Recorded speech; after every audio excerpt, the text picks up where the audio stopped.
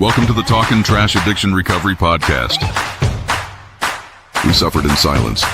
Now we recover out loud.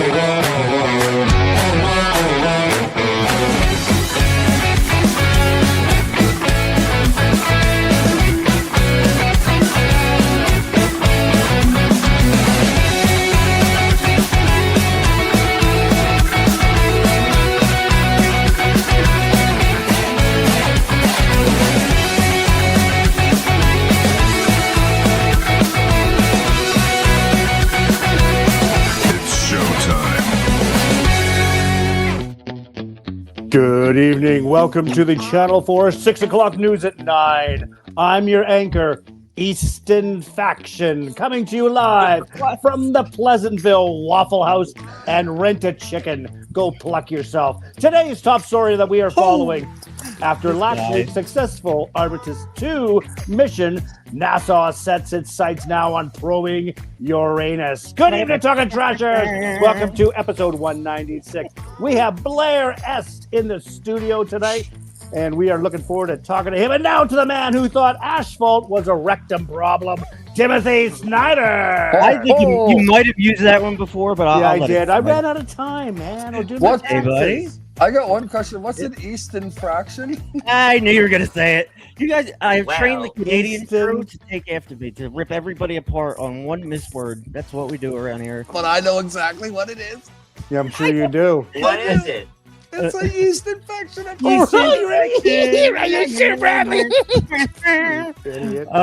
had a bunch of stuff to say, but we're going to ignore it for you. It was going to be Kyle Sackrider, but I changed the last minute.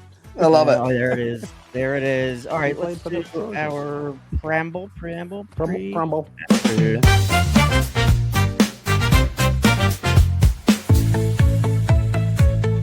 This is our humble broadcast, where ethics and personal anonymity are of the utmost importance. We run this podcast as an act of service to those whose lives have been affected by addiction. We don't do it for profit or notoriety. We place principles before personalities. We benefit from this podcast just as much as anyone else. We all work programs and choose to sacrifice our own anonymity to spread the word that recovery is possible. We do this thing in an attempt to show, as living examples, that no matter how far down the scale we have gone, we will see how our experience can benefit others. That's the 9th step promise. It's our creed we abide by here on Talkin Trash. We feel called to uphold AA and NA principles. We firmly believe that you can only keep what you have by giving it away. Please join us in a moment of silence, followed by the Serenity Prayer. God, grant us the serenity to accept the things we cannot change, the courage to change the things we can, and the wisdom to know the difference.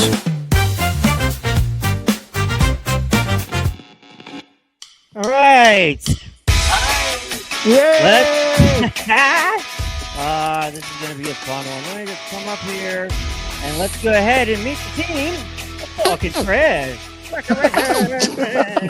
Brad. On deck. It's Willie D. Will's from Georgia. He's a friend. He's a confidant. He's a ambassador. No, Jimmy's the ambassador. Yeah, Will right. can be taken out. Will, you're doing good. We're proud of you. No, I'm everybody doing great. loves you. No, Will's doing great, by the way. Excuse me. Looking pretty buff there, bud. Right, Oh, working out. come on. Will's Working on Will's those traps. Good job. Working on something. Hey, gotta get in there. Timmy Snyder, Gotta I get run. fit in, boy. I designed the show for some reason. It's fun though. We're having a good time, and I'm glad to have my friends on here at night. Talk about recovery. Next on deck is I should have pre-recorded this. I knew it. Yeah. Bradley Mansfield. Look at that. I made that up. Brad. I made that up all by myself. That's Brad it. is 47 years old. Bradley. He has three plus years clean. He's an AA advocate, and he's a shot of adrenaline in our show. Lastly is Jimmy Leibel. Jimmy is very smart. He's very reserved. But he wants recovery. Wants everybody to have it. And we're so happy that we have him. Hey, 61. He's just a good dude. That's the team. I'm talking the trash. And let's go around, see how everybody doing. How everybody doing? Fabulous. Doing okay, man. Doing okay, Circle K. Yeah, a little bit of a shitty week, but you know what? It's okay. It's a learning week. Like a good friend of ours said. Well, my truck broke down and the turbo went, and I found it was going to be like $5,000 to fix that. And then, so your first fucking reaction is like, son of a bitch. But Right. at the end of the day, I've never seen a hearse hauling a U-Haul, so it is what it is. My first reaction is new ride. Mm-hmm. Yeah, me too. If a truck wasn't $100,000 fucking dollars in Canada. Well, that's the problem with living in That Canada. is. That's a problem. Coming down to Florida, there's like tax-free shit down there. All right, boys, let's go around and see how everybody's doing. Jimmy, how are you doing? What's going on in your life? Well, my turbo ain't blown, but yeah, busy week too. Just My turbo. my yeah, it's like what's your dog's name? Turbo. Anyway, blood I don't know. Yeah, just busy. It's we had a great guest on Wednesday. Caitlin. Yes, ma'am. And she was actually chairing a meeting today. I missed it. I was doing some other stuff trying to fix out StreamYard. But yeah, busy week, and glad we have Blair S. Thank God we got his last initial right tonight. So Absolutely. Yeah, I mean, you know, that's a blooming. Yeah, he's a good dude. I could tell already. He kind of fits in already with us. I try not to like say too much pregame because I want it to come out organically in a podcast, but I don't know what I'm doing. So that's where we're at. I mean, you guys, let's do our treatment centers. Ooh, I'm afraid to play.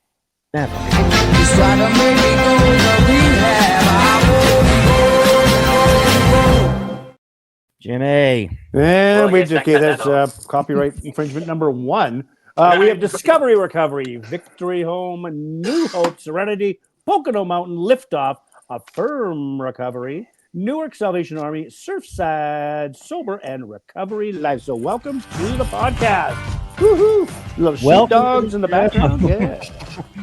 Yeah. So I'll go around next to William Douglas. Will, how are you? What's going on? Are you all right? Everything good? I am busy. That's good.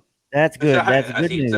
Now, so since I started working, since I was able to drive, I've been nonstop busy, except for it's been kind of a pain because I'm playing catch up, and well, the money I make is going right back into like I don't have anything saved, and it's a pain in the ass. Yeah, it is. Mm-hmm. Well, I mean, you could have a 520 credit score like I do, so I mean, it could always be worse. Well, you know, there's a way you can fix that. I'm sure. Rubber bank. Quit fucking up. I'm not sure it's gonna fix anything.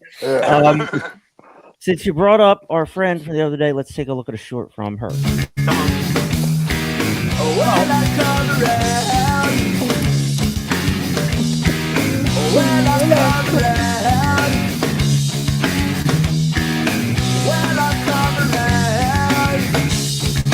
I used to kind of just to like put this out there is I used to take my story and the trauma inside of it and make that my entire identity. So when I met new people, that's all I threw at them is either you're going to fucking like me or you're going to run away. And I'm cool with that. There's no gray area. So I've learned to kind of just like take that back a little bit and start processing that and just kind of give like a simplified version of the fact that it takes an incredible miracle to bring some of us back to life. I believe all of us actually are walking miracles, everybody in recovery. I also, when second time I went to treatment here, the facility ran out of food one night and I absolutely lost my fucking mind. And I didn't understand why, because I don't always, that's a lie. I like to yell and scream sometimes. Learning to like regress on that authority issue. But a nurse came up to me and she said, she's like, you're angry right now because you're scared you're not going to eat again tonight.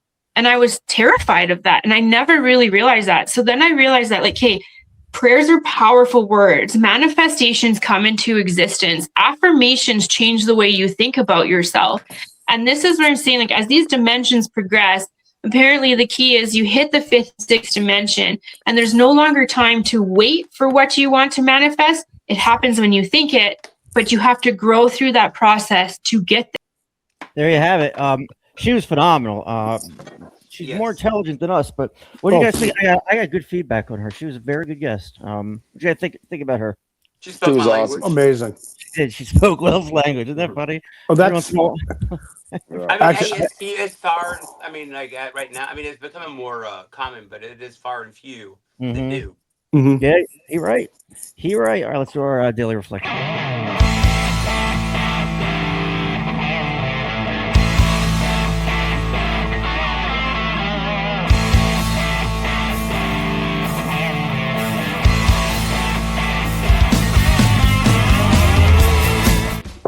All right, kids, for April the 12th, our daily flapjack is giving up insanity. Where alcohol has been involved, we have been strangely insane. That's from Alcoholics Anonymous, page 38. Oh, yeah. Insane in the brain. Alcoholism required me to drink, whether I wanted to or not. Insanity dominated my life, and it was the essence of my disease. It robbed me of the freedom of choice over drinking, and therefore robbed me of other choices. When I drank, I was unable to make effective choices in any part of my life, and life became unmanageable. I asked God to help me understand and accept the full meaning of the disease of alcoholism. Discuss. What do you, Jimmy? What do you think about this? Growing up with the insanity. I was sharing this at a meeting this morning. When I was actively in my addiction of alcoholism, that's what kept me sane. Everything had to be a hair on fire. Try to put it out with a frying pan, and that's how I could not like being sober because I didn't like my feelings. I couldn't handle dealing with pain, sorrow, joy, resentment, all the feelings that I was hiding that fill in the hole in my soul with my addiction. And then that giving up the insanity, it's like, oh shit, now I gotta start dealing with real life. And how do I do this? So, and it's a day by day process. It's always, you get those shots, it's like, but it's one day at a time. That's all it is. Brad, yeah, penicillin. Broad spectrum antibiotic.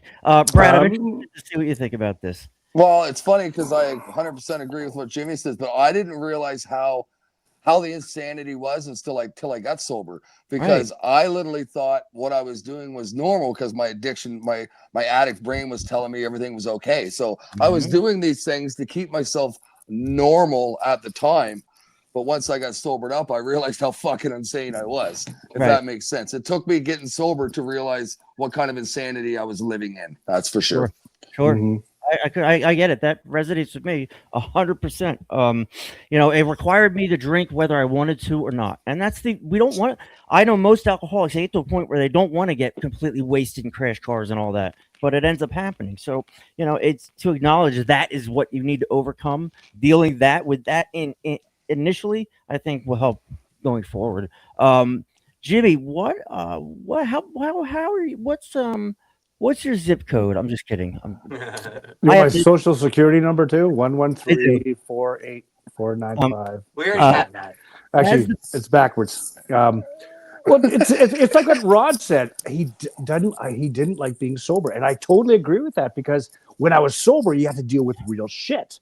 Right. But when you're in active addiction, whether it be alcoholism or drugs or whatever, you can just fill the void with your addiction, and all the things you should be dealing with in real life are just dummied down, and you forget about them because your mind is in witness protection, but you're harming yourself, you're harming others, and it is totally insanity. But especially in my household with two active alcoholics, my wife and myself, and it was just pure insanity, and that's the only way she could function unless there was chaos, unless it was a full 4-alarm fire.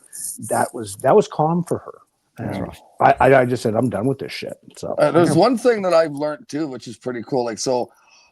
Me being a drug addict, I'll say mostly more than an alcoholic. Well, I know I'm an alcoholic too. I'm not saying that, but I used to think there was a difference between them. Do you know what I mean? Like I used to think, one's a drug addict and one's an alcoholic, and there's not much of a difference.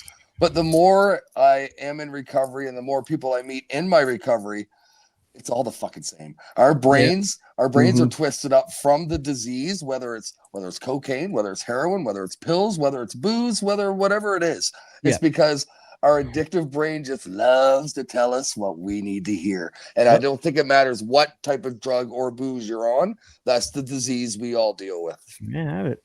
Chris Burns said, Brad, bring me some ice cream after the show, please. Go fuck yourself. Wouldn't mind. With sugar on top. Right? It's really good to say, depending on how you say it too. Ice cream. He's my neighbor. I could yell loud enough. Come get it yourself. All right. What do we know about this gentleman, Blair, coming on to our show? His name is Blair S. His name is Blair S. There we go. We know that. Who, Jimmy? What's he all about? Just Not me. Talk to Bradley. I am. Brad, what's he all about? All I know is we had his wrong initial. That's all I know. So sorry, man. But Blair's a beauty. So I've got to meet Blair He's through not the a pisser. Yeah, he's a pisser. Well, I mean, There you go. So I've got to meet him through the program of AA here locally. I think he's sober. Well, yeah, he's over 1,000 days now. So Boy. I've known him almost 3 years. We've both kind of been through the program together relatively the same amount of time. Like I think I'm 1,100, he's 1,000. So we've kind of started together. So yeah, he's a great guy. He takes his recovery very serious, and he's fucking doing an awesome job, and I'm proud of him. All right, let's get him in here, ladies and gentlemen. Once I figure out my life, we have Will did it. Hi, Blair. Welcome to the show. How are you? It's always me. I'm doing well. How about you guys? I'm good. What's the temperature up there by you? I think it's 10 degrees Celsius. So it's hot around that jacket. Let me tell you, Montreal, baby. I tell you, it's a great day to be a Canadiens fan. It is. Happy for you guys. It's a great day to be a Flyers fan too. By the way, they made the playoffs, didn't they? I am one of those. Yes, can you believe it? Oh, had a boy, 5 years. It's been crazy, and I was watching some of the clips of Philly, and I'm just like, holy shit! This could have been the year I died. Just overdosed, went too crazy, and died on the streets of Philadelphia. But I didn't, and I'm here. But man, I've seen some shit down there. To see the place popped up for playoff hockey, it's awesome. Just a beautiful thing. Why am I in the middle? I'm not the important guy. I am actually. I was going to say, what the hell's going on? I'm multi-cast. Brad, you're always important, man. You're always important. Oh, thanks, Blair. Yeah. All right, so Blair, we'd like to hear your story at first. It's however you want to put it. You can. I was born July 6th, or at 18, drank my first beer, whatever it was. We want you to tell your truth and your story on our show because that's what it was built for. So I'm going to yield the floor to you, and please take it away. Yeah, so I believe like my first drink, I was probably about 12. Like growing up in a small community, just like 4 miles off the Canadian and American border. Just grew up a farm kid, and always out helping out at the farm and everything like that. And I can remember being out during harvest, and my grandma always bringing out supper to us, and all the guys were old, like my dad and all them were able to have a couple beer with supper, and Dad said you can have one, and it kind of started there and progressed. And I think one thing that really did bother me when I was younger, like I kind of sat back and thought of it, and probably when I was grade 9, so 14, 15 years old, I was 6'2" and 100 pounds soaking wet rail. Wow. And that's it. And I was bullied because I was tall and skinny, and the only way I knew how to cope with it was grab a beer or grab a bottle of whatever, right? And just wash it away. And that just continued to progress through the years. And I had family members and that would come up, and even friends that would come up to me and tell me that I just turn and look him in the eye, and I'm like, go get fucked. I don't have a problem. I'm just a normal person, and I can handle what I'm doing. And then I would just kind of try to stop on my own, and I think the longest I lasted was 3 months, and then I was back at it all over again. Mm-hmm. Yep. And another biggest fear for me was the fear of failure. Like anything that I could, just minuscule thing that I could think of that I'd fail at would just bother me. And if I failed at it, it was straight to the bar. Yeah. Sit in the bar and just drink. And And I just think, oh yeah, I had everything under control with that. And Yeah.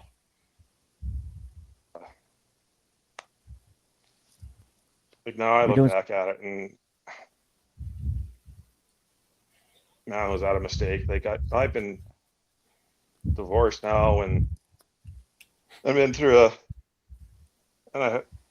literally almost, and this is the part that really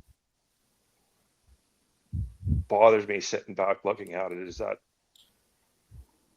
I almost lost the kids.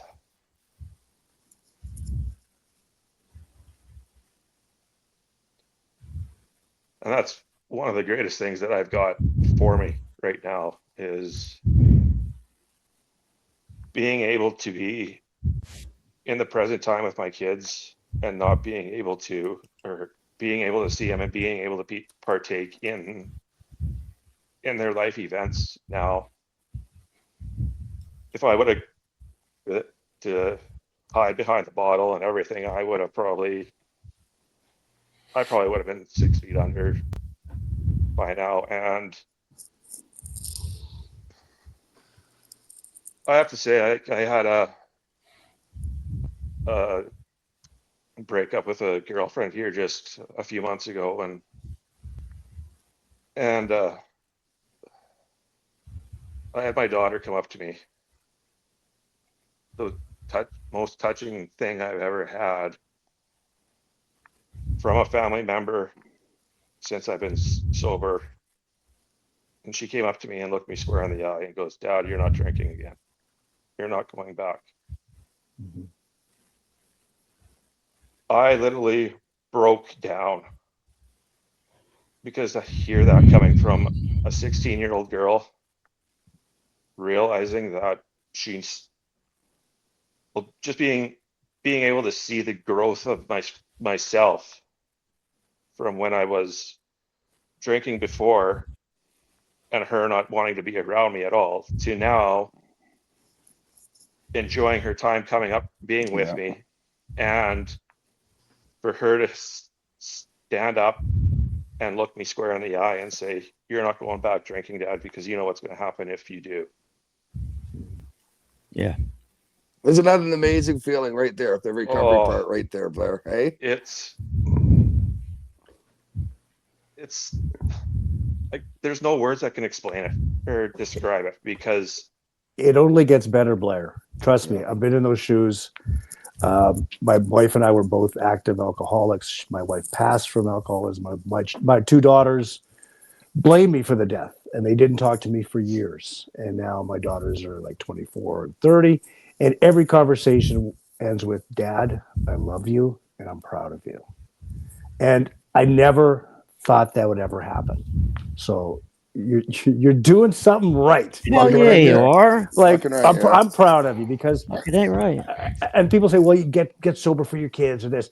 No, you got to get sober for yourself, and all the side benefit, the peripheral stuff comes in after the fact, and that's what makes it feel like you've really earned it, rather than Yeah. saying, I'm going to get sober for my kids or for my marriage or whatever. But taking care of yourself and then just showing them, and they are so proud of you, Blair, and we're proud of you too, because it's a huge effort. And having your kids pissed off with you because they, like you say, that avoidance. And I went through that for a long time, and having your daughter say that to you, it means so much. It's from love, and so cherish that. And when they would say cutting, baffling, powerful, our addiction talks to us our own voice, and you're going to have the good days and the bad days, and your addiction's like, "Hey, Blair, you've earned a drink," or whatever. And you just say, play that tape back. Have your daughter saying that to you, and it'll just all go away. So I'm proud of you, brother. Good job. Yeah, and that's the thing, is like when I first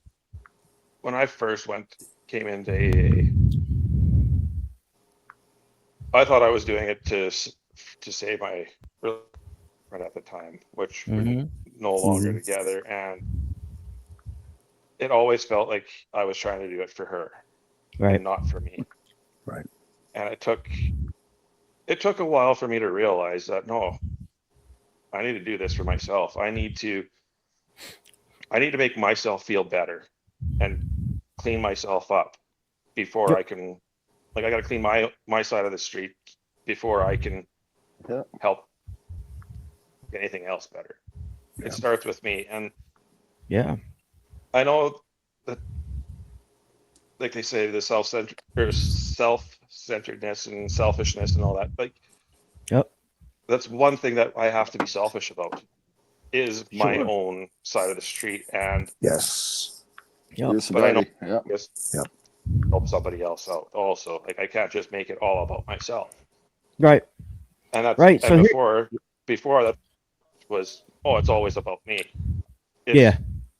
I'm the center of the show. I like with problems in the world and everything like that. Oh, dare you? How dare you? No, it's like you get so offended over every little thing, especially in early recovery.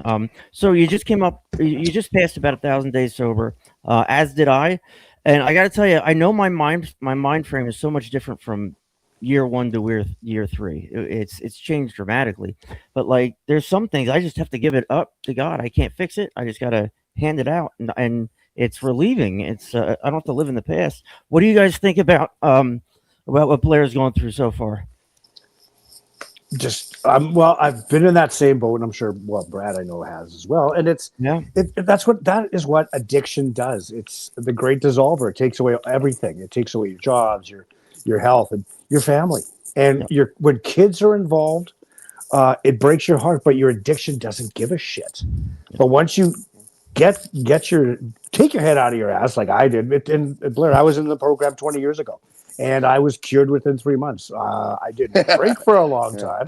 Same asshole, but fewer dents in the car. I always say that. And it was true, but I was not a happy person.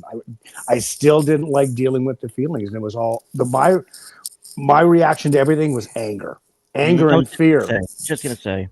Yeah, and resentment, like, oh, you sons of bitches. And when I got into early recovery, I was still full of resentment. It's the biggest offender.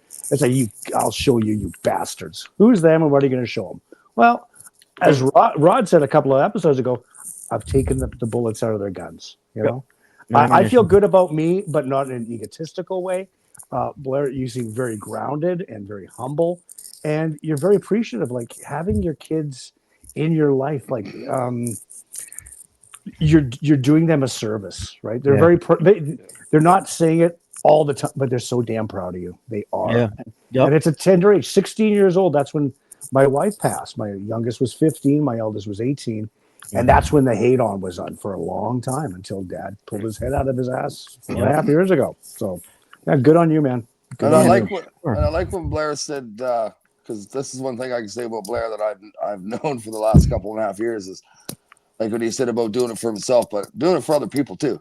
Like, I just want to bring this up, Blair. Like, about 2 weeks ago, even before you were talking about coming on the podcast, like, we randomly do this. So we called just to talk to each other, and it's supposed to be like a 5-minute conversation. We look down at the phone, it's like an hour and 7 minutes later, right? Because we're just talking about recovery. We're talking about how you were doing, how I was doing, what's going on in our lives. Room, you two. But that's what recovery is. You catch yourself doing that. You know what I mean? Where all of a sudden it's like you get talking about things and how everybody's doing and all that shit. And you know, it's no different than me, Jimmy, jumping in the truck for 4 hours. Neither one of us shut Blair, up. Right? I got stuck with this dick for 4 hours times 2. Plus, I had to sleep in the same room with this flatulent. That sounds like a full third date to me. It was a full to me, yeah. I was like, I would put my finger over his lip and be like, Well, Jimmy, it's like, don't tarnish. She kept on saying to me, I'm like, pardon me? I know what Blair's going to say.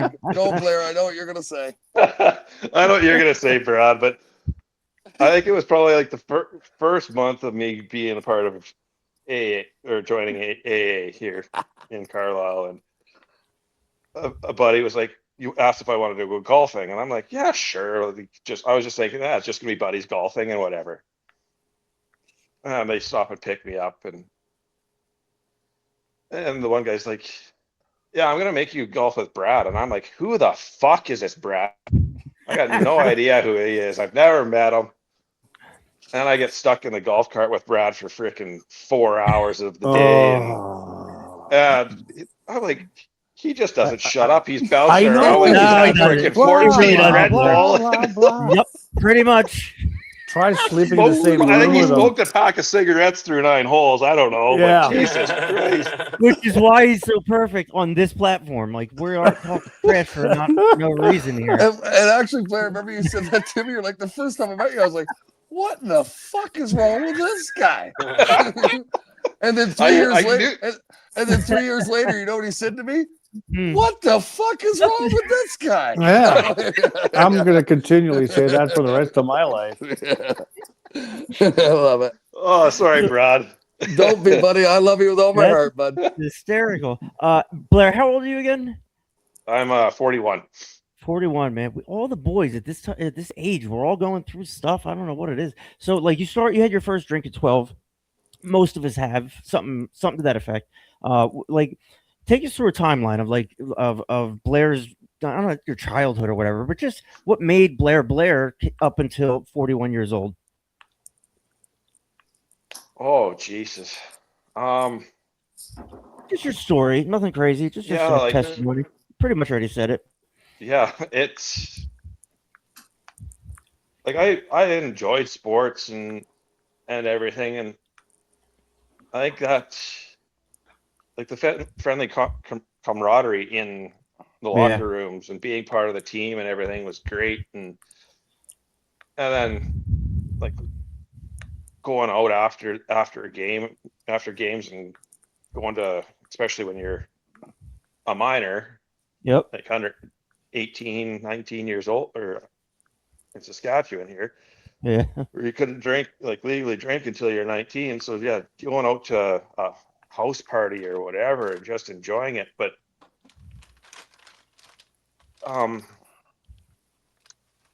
always those, I felt like I had to have a drink to be the center or to actually fit in to some of those groups.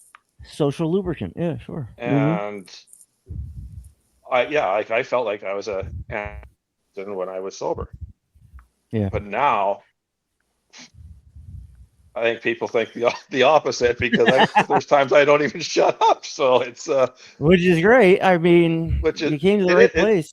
It is great, and that's one thing that I've learned through the program is being able to open up and be open and honest to everything.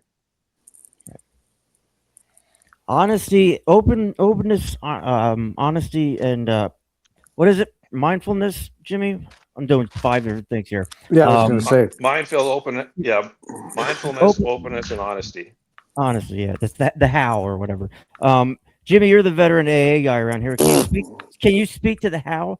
The how? Well, like just dealing with the disease of, like for me, alcoholism, right? But dealing with addiction, it kind of goes into that daily reflection, like and accepting the full meaning of the disease of my disease of alcoholism.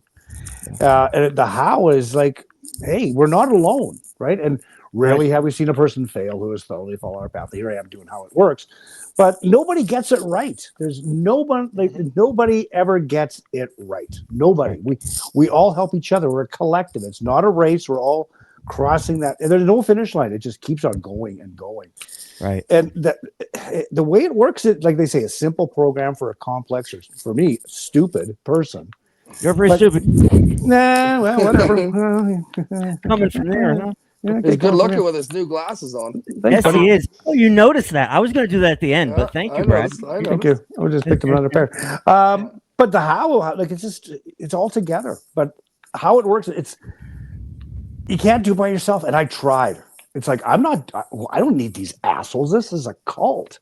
They got all these phrases on the wall, like one day at a time, and I got to do. I got 12 things. I have to apologize to people. Fuck you. No way. No, it was their fault. And you guys put me here.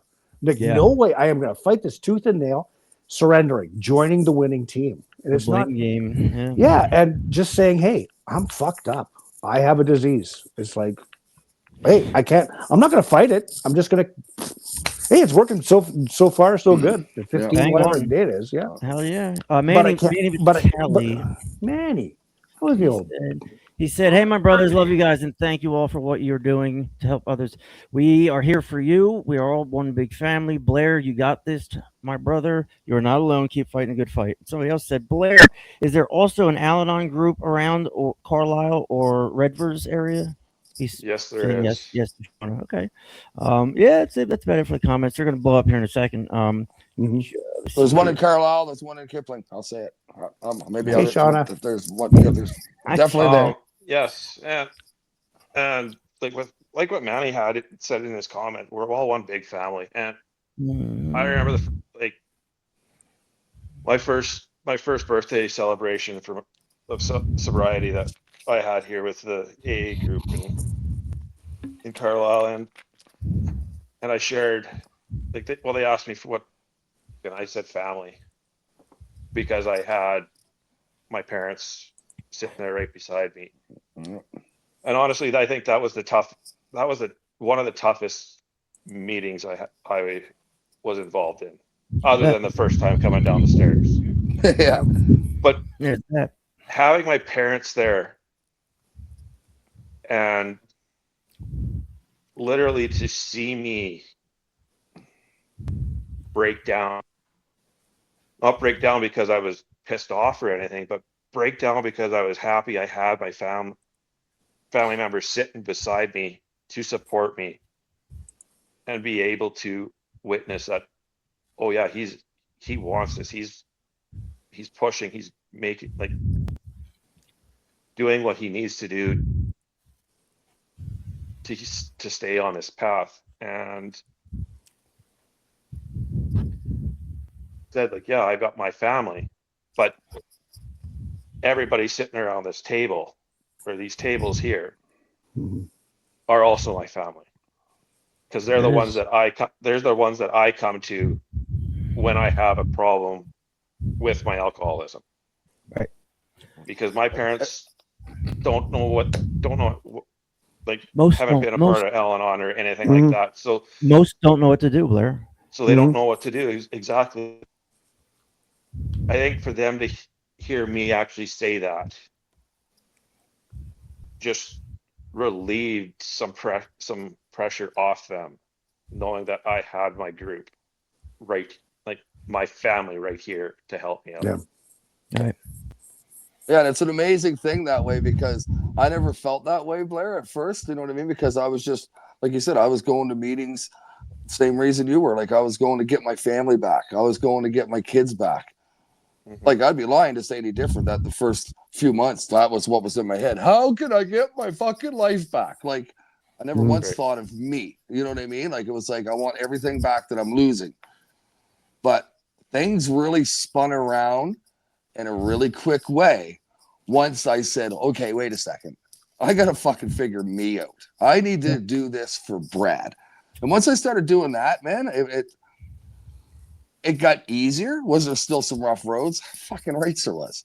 But it did get easier once I put myself first. And there's where that selfish part did come, like you said, Blair, because that was a tough one for, excuse me, because that was a tough one for me, because I'm because I'm a people pleaser and all that stuff. So I always want to, I don't want to put myself first but you do. You really do when it comes to sobriety, because nothing else, everything, and I just can only speak from my own experience, and things will happen for you if you work on yourself and be patient and give it time. That's how I feel about recovery.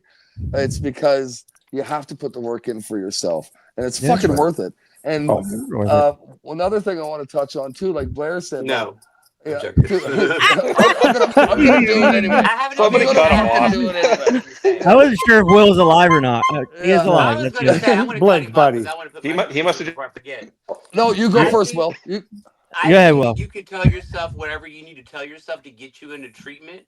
And if it's for your family, if it's for your dog, or whatever, if it gets you there, you're going to realize and learn what the proper way, in my opinion, is. You need to do it for yourself. But if you need to tell yourself and everybody it's for your family or your kids, hey, that's fine. If it gets you whatever gets you into the building, you know what I mean? That's a fair statement. I would give terrible advice to people who were couldn't find a detox, didn't know what to do. The advice was go to an ER, tell them you're going to kill yourself. They're going to give you everything you need.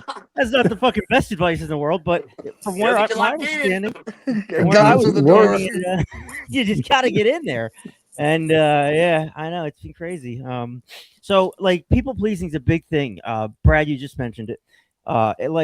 We want oh my god, I'm a terrible people pleaser. I'm 1,000 times worse in recovery or in early recovery because now I'm extra. I'm like extra. You know what I mean? Oh, you do 12 steps. I'm doing 24. You watch. You know what I mean? Like I'm running the show, and that kind of arrogance and not absence of humility is what I dealt with for a long time. And there's got to be help out there for people on the fence, ready to pull the trigger. Because I think Brad said it earlier that people are there. They just need a push. Jimmy, what do you think about this? What the hell we're talking about? People pleasing. Oh, I was the biggest one because I wanted everybody to like me. We all have that. We still do. That's okay. Well, yeah, because who wants to be shunned, right? They can't run us. Well, yeah, but when you start putting yourself making yourself in an egotistical way, right? It's like, hey, dig me. You walk into a room, ta-da, Mr. Recover. Like even now, I don't walk into a meeting and dig me. Look at me. I went to Prairie Sky. Woo, woo. It's just what I put on. Well, okay, Prairie Sky. But like I say, we all suffered in silence. I do recover out loud a lot. Loud, baby. But if you want what we or what recovery has, yeah, I will help you in any way I can. Right. Yep. And that's because it was given so, and it was given so freely. Yeah. Okay.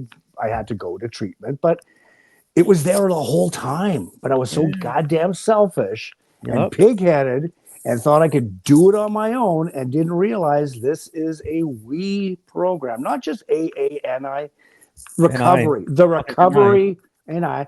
It's NI. It's down in Alabama. Okay. It's down in Alabama. NI. But it's the recovery community, whatever you want to call it. AANA, CA, whatever. SA. Right. It's about people that are sick, that want to get better.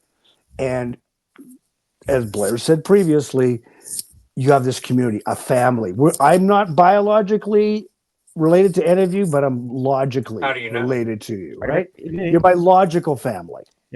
Except Brad. He's I was going to say, I was waiting for it. You're totally off the rails, buddy. You are way out there. Yeah, but I'm a little bit of fun sometimes. Sure. All right. We encourage the people that are listening and watching to drop their clean time as we do it as well. Oh yeah. It's not gonna be all crazy nice stuff like this. All right. It's out of order too. That's the funniest part. Oh, okay. All right, here we go. Clean time. We're talking right. Jimmy Leibel with 1588 today. Way to go, Jim. I don't care how we did it. 919 for Willie D. 919, big guy. Little Timmy won 1012. Oh, look at him. Look at you. And then Bradley. Bradley's is missing. I said that before the show. Nobody was listening to me. Am I getting kicked off the show? Bye. See you, Mo. Just stand on the X. Stand on your mic. Bye. On your mic, motherfucker. That's why I was afraid to do it because I forgot about you for some reason. I don't know. And how many days for Blair? How many days is it? What's your day count? 1008 today. Yep. Right about there. So that's awesome. The 1,000 mark actually meant something to me because I pretty much I have been at 1,000 in a number of years, and you can taste things again, and things smell good again, and you can your clothes fit and like you feel better. It's just my clothes don't fit. No, yeah. There's a surprise. It's just my underwear. All right, I have a couple questions from our people that are watching real quick. I'm glad I'm not listening to either of you. When did you first realize your relationship with substances wasn't normal? Question mark. Norm B. When did you realize your relationship with substances wasn't normal? He is sitting at a rehab right now. When you're doing shit that is totally like that you should be arrested for or whatever, and you think it's normal. Like near the end, I was using my 89-year-old mother's credit card. I had the money, but it's like I could just do I it. had the money, he said. I thought you didn't have the money, and that's why you did that. That's fucking 10 times worse. That's what my disease did to me. I'm all over. I could beat you. I don't want to. That's crazy, Jimmy. I knew that story. I just didn't know the order of it. Okay. I was going to kind of say the same type of thing, Jimmy, Yeah. because I used to have like whatever, I won't get into it, but like say I had about 7 or 8 different dealers that I used to go to. Mhm. And I used to do that because I didn't want them to realize how much I was doing. That's How stupid is crazy. that? You know what I mean? So I'd go to this guy and I might owe him $100, so I'd pay him $100 to go front some more off another guy, and I just kept the circle going around like that. And this is in Wawota with a town of like 20 What people. a nightmare. I never said I stuck to one town, Jimmy, but anyway. That's 15 different dealers. Yeah, obviously. but my point of that is I did that logically in my head because I didn't want even them knowing how much I was doing. And just the insanity, like we talked about, There it how is, you yep. do those things. Yeah, I'd hate to piss off my dealer. Oh, I'd hate to do that. Well, I just was trying to hide everything from everybody. You know what I mean? Like I didn't want Yeah. anybody to know anything. I mean, I had one of my dealers say, "Holy Christ, you've been here twice this week," and I was thinking, "Well, what about the other 7 guys?" So, but it's weird how your addiction takes over and you do things that you think are fucking normal, but are completely out to lunch. Oh. Yep. Out to lunch. All right, real quick, we got a little horn thing going on here. It is Bradley's feature coming in hot. How do I do this? Where am I? What's going on? I got it. Jennifer said, "Congratulations, guys! 886 for our girl, Jennifer." That's my girl. That's your girl. I guess it's your girl, but we can That's share my her. fucking sister. I love her with all my goddamn heart. 886. Oh my god, 14 more. 14 more. We're gonna set off the fireworks around here. If you want to share your clean time, drop it. We got a couple here. Davis has 463 days. Right on, Davis. Woohoo. Boy, Davis. Tanvir Z has 5 years and 2 months. Way to go, Tanvir. Nicely done. Oh boy. Alex P, 88 days. Going too Fuck fast. yeah. He's gonna go back Oh, to the yeah. future. He's got a DeLorean. And Alex L, a couple that passed a year. So way to go, people who are hanging in there and commenting. And your sister says, "Heart, thank you so much." There you have it. So I'm interested to hear. We got a little bit of time left. Blair, when did it really get bad? What was it after high school or in your 30s? Like when did it become the problem when it was the solution for a long time? I have to say it really kicked in when COVID hit. So back in February of 2020, I just moved to Carlisle, and the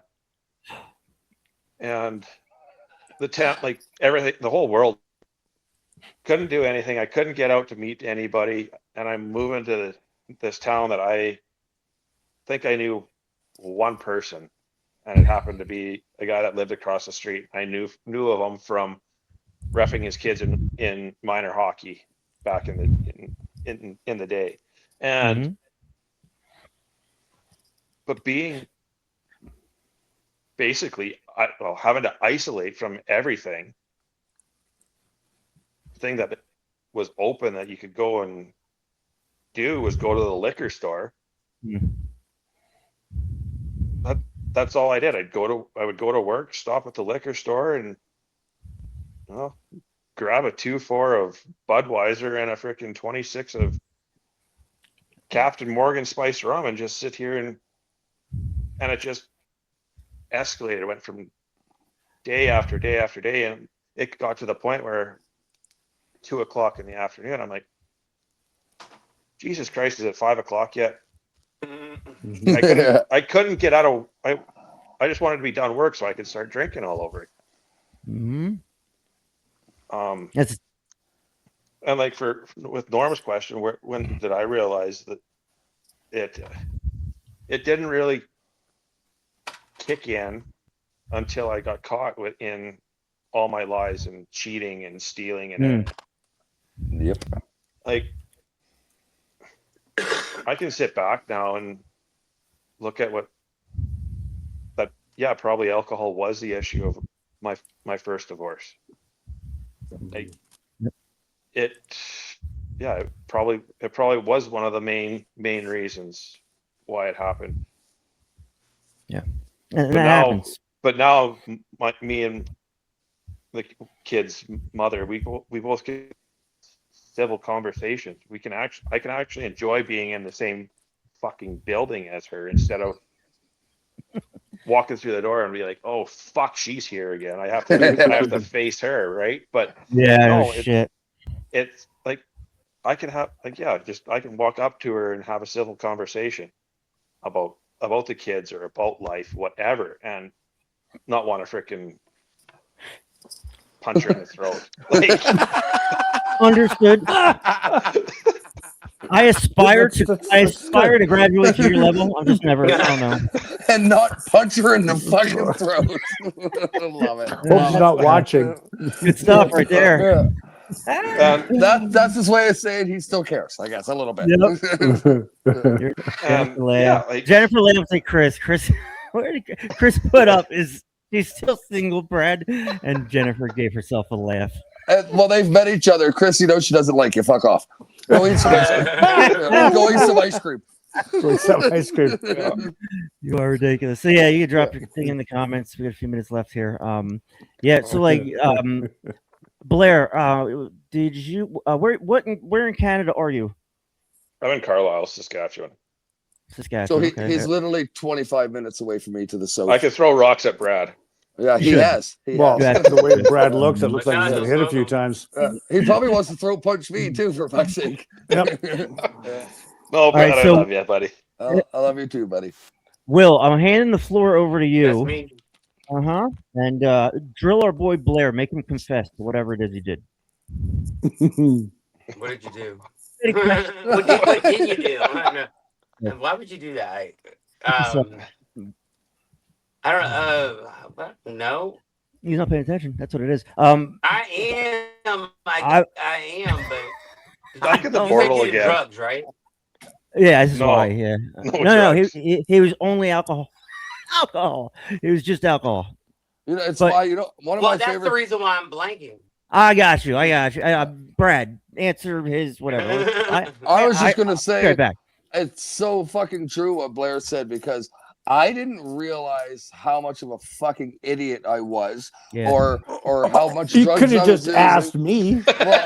Well, I just met you, Jimmy. Where were you 3 years ago, asshole? But anyway, the liquor store. My point is like I didn't realize how much I was fucking up until I started losing everything and getting caught. Like Blair said, once I started getting caught in my lies and the things I was doing and caught by, doing drugs and booze and that, all the shit that was going on, then I started realizing what I was doing, because I got away with it for so long that it was normal. Because I got this. My brain, my fucking squirrely little brain would be telling me I got this shit.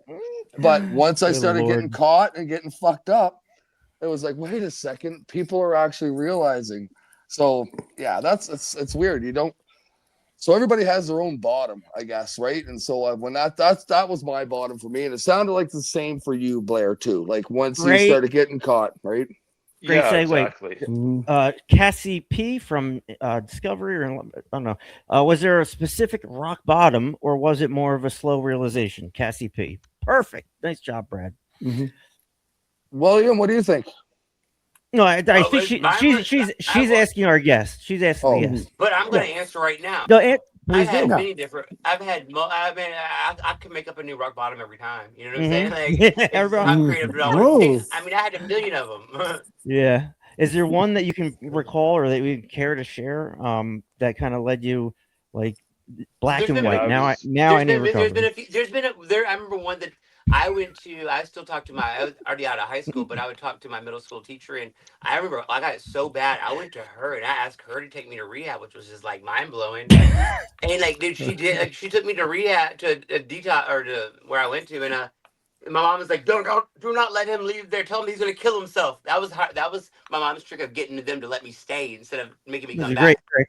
Fantastic. It worked. They let me, but but there's been many different ones, but there's been rock bottoms that I've had. I wouldn't call it a rock. it was a different level. As I got older, the rock bottom wasn't as far down anymore because I was realizing more now that I needed to do something about. I was acknowledging the fact that I was headed that path as I got older. If that made any sense to you. It does make sense, actually. Makes a lot of sense. Yeah. Yeah, for sure. What was the So specific that was rock my bottom? have to say. That's good. I couldn't agree more. Will has a very unique perspective on recovery and life, and he's great around here. Cassie P. Jimmy, what specific rock bottom led you to realization? Oh God, I think it was just about Yeah, he does. less. Well, it was about 5 years ago, going to the doctor and given the same diagnosis as my wife did, saying everything's shutting down, you're gonna die, and that's when the light just flickered, and it's like I gotta go, and I need help, and I can't do it myself. So looked myself into PSR and never looked back. But was it easy? No. Did it suck? Yeah. Is it worth it? Fuck Yes. Yep, for sure. Recover out loud, baby. ROL. Come on. Phyllis says hi. Hi, Phyllis. Hey, Phyllis. Hey, Phyllis. Blair, I just I feel your emotion. It transcends broadband and internet and all that shit. I feel your emotion today, and I see you well up with tears and struggle to recall this shit because it's painful. But the fact that you are willing to come on here and do something like this, I mean, as much as I worry about anybody that comes through these doors, I'm going to put you in the category where I'm not going to worry about you so much, because you seeking out this kind of help, doing what you're doing, shows that you are motivated. And I mean, hats off to you that's your approach, because you got to be an advocate for yourself, and you have to put yourself forward, especially in rehab and detox and shit like that early days on. So yeah, rock bottoms are tough. That's one thing that I've never had to, like, I never did check myself into a rehab center or anything. My first step was straight to AA. And listen, I get it. And that works for you. Good on you. You and a lot everybody's of other program. A lot looks of other different, people, right? like I was so fucked up. I needed it. Otherwise, I would have. I tried the meetings. It didn't work for me because I was pig-headed. I needed to take direction. Right. I think the obviously message you're smarter here, than I am.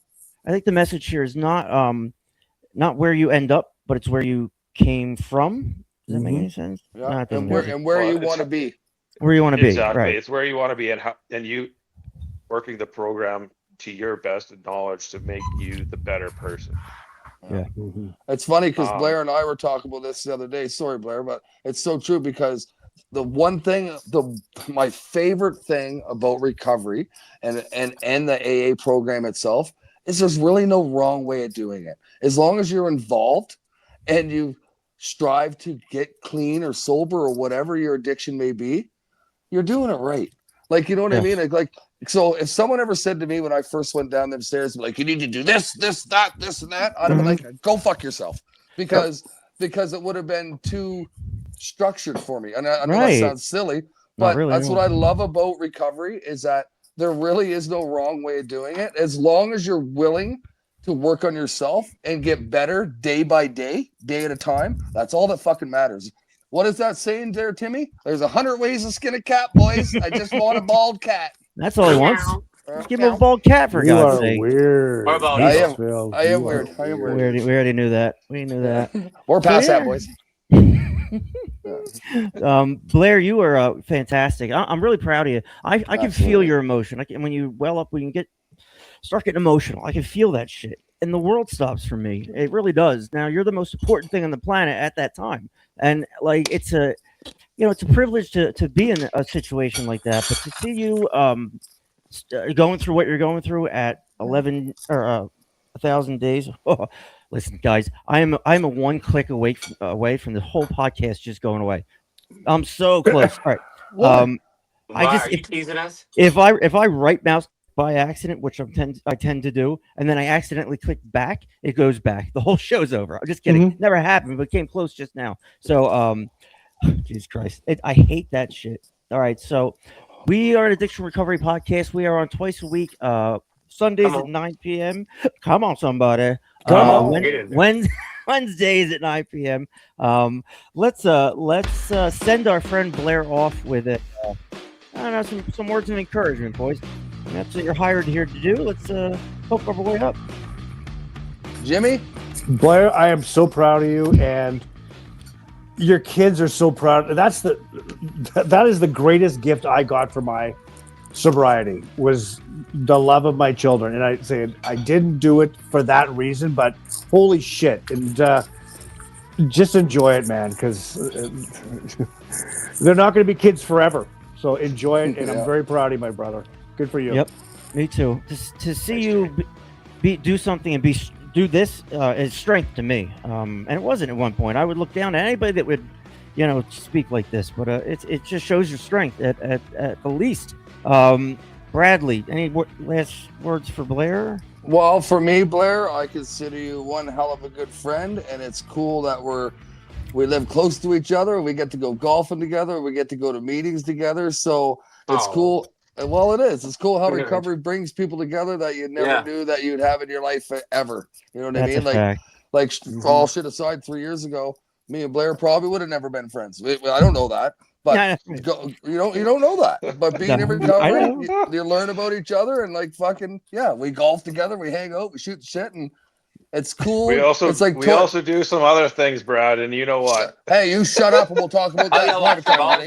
Wink, wink. No, it's coming out. It's like Toy Story. You got a friend in me.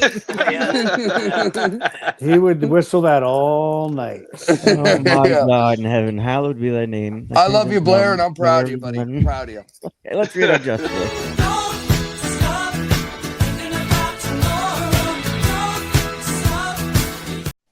Pretend I didn't play the wrong one and get our show copyright. And there's the show. Cut down to 5 minutes. I believe that, or I've said this before, is you're not responsible for your first thought, but you are for your second. No, I'm just saying. I mean, it makes a bunch of sense. But if you think about it, I mean, even when you think about crap, shitty stuff like drugs, alcohol, whatever, but you're responsible for that second. But the second, I mean, thinking about it more into it, like, teasing it in your brain, If that makes sense. Maybe this is the right one. Nope. No, it's not. That's not the right one. That's not it.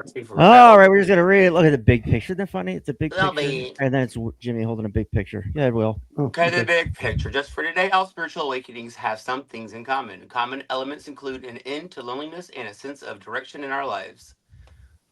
Next. Come in.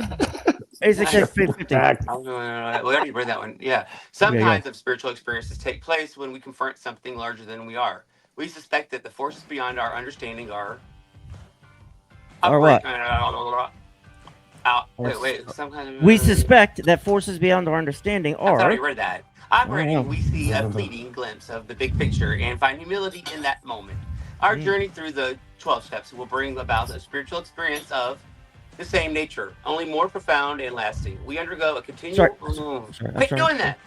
process of ego deflation, while at the same time we become more conscious of the larger perspective. Our view of the world expands to the point where we no longer possess an exaggerated sense of our own importance. Treat one another so savagely, but we do understand suffering, and in recovery we can do our best to all alleviate it. When our individual contribution is combined with others, we become an essential part of a grand design. We are connected at last. Just for today, I am but one person in the entire scheme of things. I humbly accept my place in the big picture. Attaboy, Will, you can do it. Knew you could do it. Yabba dabba doo.